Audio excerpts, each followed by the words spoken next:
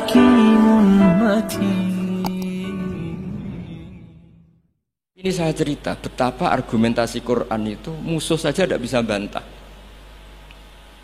Makanya kata beberapa mufassir, kenapa pertama surat turun untuk Iqra, Iqra bismi rabbikal ladzi khalaq. Itu Allah sama juga mengatakan gini, bacalah Tuhan. Tuhan itu siapa? Ya Tuhan yang berstatus khalaqah. Masa Tuhan berstatus khuliqah? Ya di mana-mana Tuhan harus berstatus khalaqah, pencipta. Masa Tuhan berstatus khuliqah, diciptakan? Terus orang kafir mulai mikir, berhala diciptakan, ini diciptakan. Jadi hafal Quran itu ya dielmoni lah, jangan hafal toh. Kan kita punya guru-guru yang alim. Di sini ada Qudsi, ada TBS, sarananya banyak. Dulu ketika Mbak Arwani ada Batu Rehan, selalu di Kudus itu ada orang alim, ada orang hafid. Dan yang hafid-hafid dulu juga orang-orang alim, kata Mbak Arwani, Mbak Saroni, Stanton, Mbak Hisham, semuanya punya tulisan-tulisan. Jadi saya mohon sampean jangan berdalih karena fokus Quran kalau ora iso ngaji.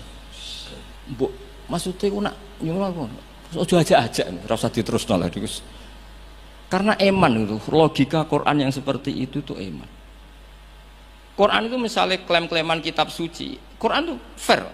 Itu nih bi kitab min qabli hada au atharatin min ilm. Kalau kamu tidak percaya Quran, tidak percaya Taurat, nggak apa-apa, kamu bikin buku tandingan, tapi yang sekualitas Quran. Dan itu Quran tenang saja, silahkan ngarang. Kalau kamu ngarang sendiri tidak bisa, sama teman-temannya.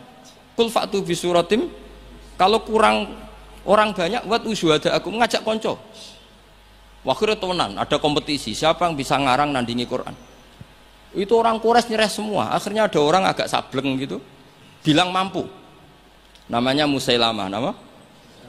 Bagi ini macam ini Musailimah, kalau ngaji bolak-balik orang semua macam Musailamah, nama macam Musailimah. Gara-gara roh akten nih, jadi rata-rata itu macamnya apa? Musailamah atau Musailimah? Trennya apa? Oh, Musailamah. Itu akhirnya ngarang ketika dengar wadzariyati dzarwa falhamilati wikra faljariyati isra falmuqassimati amro. Karena dengar itu kan pikirannya sama-sama diakhiri ta. Terus pokoknya pikirannya gitu.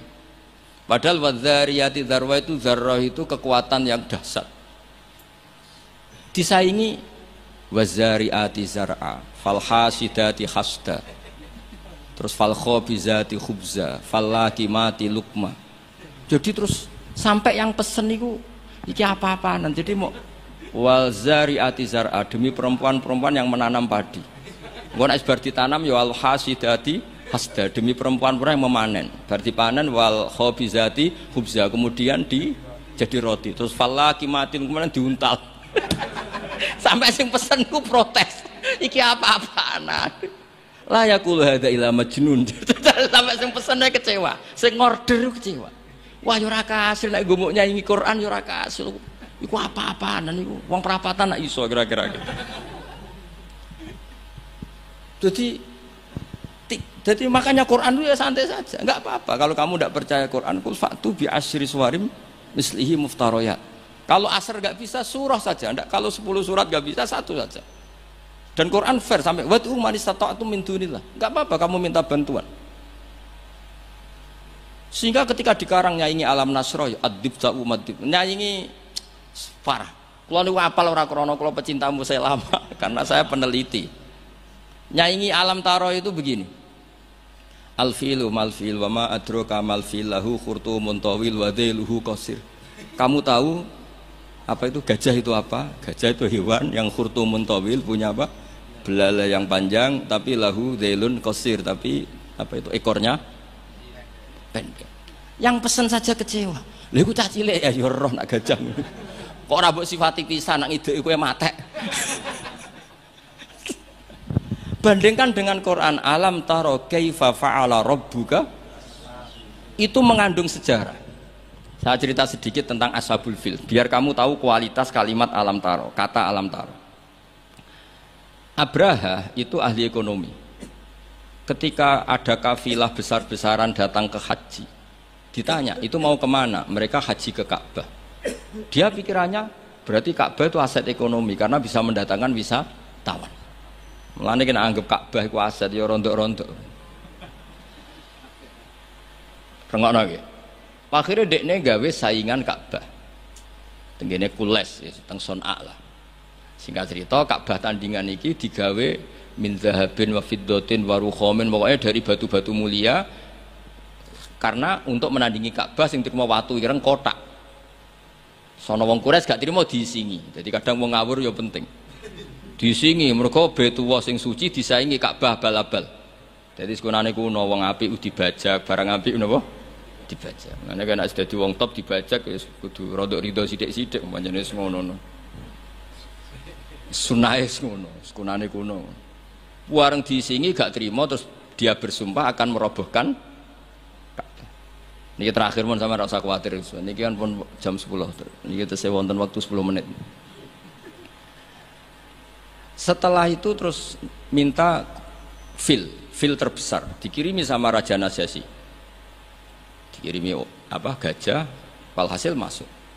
Ketika mau masuk di Muhassir, ada yang baca Muhassar. Itu Abra ini fil ini nggak mau masuk. Ketika diarahkan ke Ka'bah itu barokah itu jerum. Kalau dialihkan dari Ka'bah dia lari. Singkat cerita dia mengumumkan bahwa dia datang tidak untuk perang tapi untuk apa? Merobohkan apa? Ka'bah. Tapi mulai dulu di mana-mana invasi itu pasti harus dapat uang, dapat jarahan. Nah yang dijarah itu diantaranya untanya Abdul Muttalib. Ini rungokno. Engko terus ketok kualitas alam taro dibanding alfilu malfil wa ma'adruka malfil. Ketika sudah dijarah terus si Abraham orangnya baik. Sosialnya baik. Tapi kafir, tapi sosialnya bagus. Dia tanya, "Man sayyidu hadzal wadi?" Orang tertua di sini siapa? Abdul Muthalib. Sayyiduna Abdul Muthalib. Makanya lagi-lagi Nabi itu harus turunannya orang-orang baik. Muhammad bin Abdullah bin Muthalib itu selain orang baik itu sudah orang tokoh. Nah, ontanya Abdul Muthalib jumlahnya 100 itu diantara yang disita, yang dijadikan ghanimah oleh Abraha selain onta-onta yang lain. Setelah Abdul Muthalib datang di perkemahan siapa? Abraha. Itu wibawanya Abdul Muthalib itu menjadikan Abraha nggak berani karena Abdul Muthalib membawa Nur Muhammad SAW. Itu Abraha bilang gini, spontan ketika melihat wajahnya Abdul Muthalib, ganteng Abdul Muthalib dan wibawa. Anta sayyidu hadal wadi, na'am, anak Abdul Muthalib sayyidu hadal wadi. Saya ketua di sini, di lembah ini. Saya sebetulnya ingin kau duduk samping saya, tapi umat saya pasti tidak terima, karena ini kursi kerajaan, yang boleh duduk hanya saya. Tapi saya nggak berani duduk di atas kamu. Saking wibanya Sayyid Abdul Muthalib. Akhirnya sama-sama duduk di bawah. Sudah hormat sedemikian rupa Abraha sama Abdul Muthalib, saking wibawanya Abdul Muthalib. Makanya syaratnya kiai ya kudu ana wibawane lah ben piye ngono sawangane. Karena saulqi fi qulubil ladzina kafarur ruh. Makanya Nabi ngendikan nusirtu birru'bi masirata syahrin. Saya itu punya wibawa yang radiusnya itu perjalanan 1 bulan. Ya udah boleh kiai kok ndak wibawa. Ora wibawa ya jaim lah, jaga image lah setidaknya supaya kelihatan wibawa. Tapi Abraha begitu kaget ketika ditanya Abdul Muthalib, apa hubungan kamu dengan Ka'bah, dengan Baitullah? Kata Abdul Muthalib, lucu jawabannya, nggak ada hubungan apa-apa, sementing ontaku kembalikan. Kagetnya minta ampun Abraham.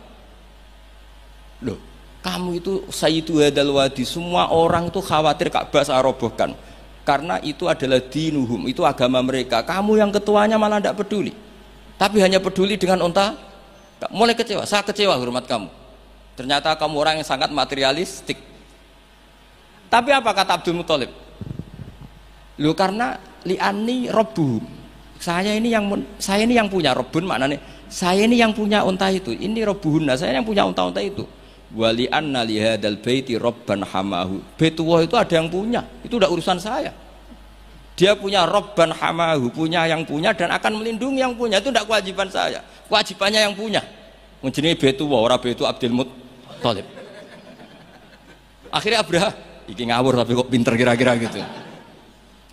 Sudah silakan kalau mau rusak silakan, kamu akan berurusan dengan yang punya.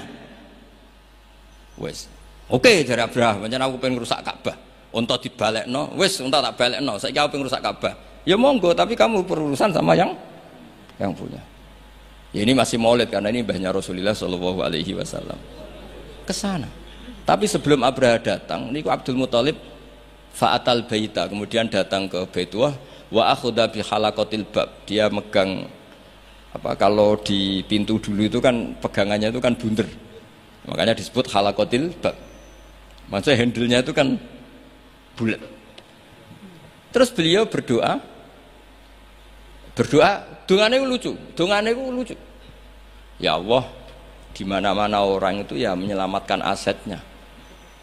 Ya, engkau harus menyelamatkan asetmu dong. Ini santai aja. Oleh ngendikan ngono tok, terus ditinggal mire.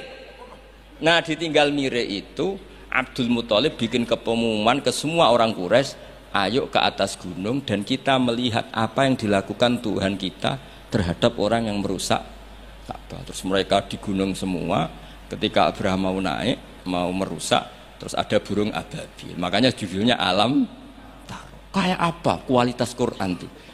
Cerita sejarah dengan sederhana tapi kualitas maknanya luar biasa. Alam Taro. Kenapa kok ada Alam Taro? Apakah kamu tidak melihat? Karena semua suku Quraisy itu naik gunung dan melihat apa yang maka dimulai dengan Alam Taro. Dan mereka melihat kaifa fa'ala rabbuka bi ashabil fil. Disaingi alfilu malfil wa ma adraka malfil lahu khurtumun tawil wa dhilhu qasir. Jadi sehingga Alam Taro ini kualitasnya luar biasa memang. Karena mereka berkata, ayo kita lihat apa yang akan dilakukan Tuhan terhadap orang yang mau merusak Ka'bah. Makanya disebut Alam Taro kaifa fa'ala rabbuka bi ashabil. Jadi kualitas Quran itu luar biasa. Nah, sehingga terus kita ini harus tahu bahwa mukjizat Nabi tertinggi itu apa? Quran. Makanya Burdah itu kalau muji Quran itu luar biasa. Ayatul hakim narrahmani muhdatsatun qadimatun sifatul musifil kita terus sampai saat terusnya. Wa hakamatun fama yubqina min subain saat terusnya. Di antara sifat yang diutarakan Burdah apa? Kalau berdebat itu tidak pernah kalah. Ya tadi Quran itu kalau berdebat itu tidak pernah kalah kayak tadi. Ketika Musa mensifati Tuhan dengan status Tuhan langit dan bumi, Fir'aun itu masih ngeles. Jadi ketika dikatakan yang nuhani nenek moyangmu, mafhumnya apa? Fir'aun tidak Tuhan karena punya nenek moyang. Kalau Fir'aun Tuhan berarti nenek moyangnya tanpa Tuhan. Ya, ini cerita-cerita tentang apa mukjizatnya Quran. Subhanallah wa bihamdihi 'adada khalqihi wa ridha nafsihi wa zinata 'arsyihi wa midada kalimatihi. Subhanallah wa bihamdihi 'adada khalqihi wa ridha nafsihi wa zinata 'arsyihi. Terima kasihku untukmu guruku yang telah setia membimbingku. Maafkanlah aku yang tak pernah mampu membalas semua jasa-jasamu. Tanpamu guru, aku takkan mampu menukir senyum ayah ibuku yang selalu